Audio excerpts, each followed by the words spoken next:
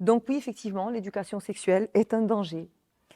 C'est un danger parce qu'elle ne laisse pas de place aux oppresseurs, qu'elle permet de former des personnes qui sont en bonne santé mentale, émotionnelle et qui se sentent bien dans leur corps. Donc oui, pour ces raisons et tant d'autres, l'éducation sexuelle est dangereuse.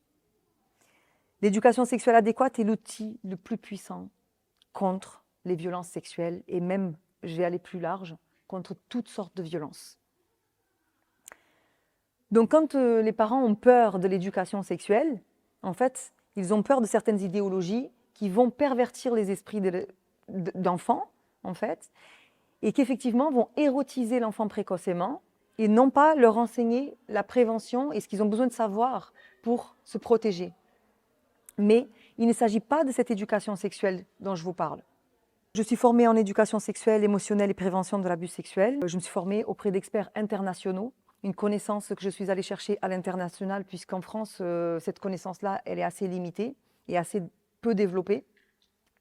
En tout cas, concernant la pédagogie de laquelle je suis ambassadrice pour la France, qui est la pédagogie et la méthode de la psychologue Leiliane Rocha, qui se base sur le jeu et les activités pour enseigner aux enfants à savoir se protéger, mais sans leur faire peur. Et en parlant le langage de l'enfant, qui est le langage du jeu, du ludique. C'est très important, ça. Donc le but, c'est pas d'amener les enfants à parler à notre langage à nous, d'adultes, avec nos cerveaux matures, mais que nous, on s'adapte à leur cerveau immature d'enfant. Et par le jeu, pour que ce soit plus léger et positif. Et efficace surtout.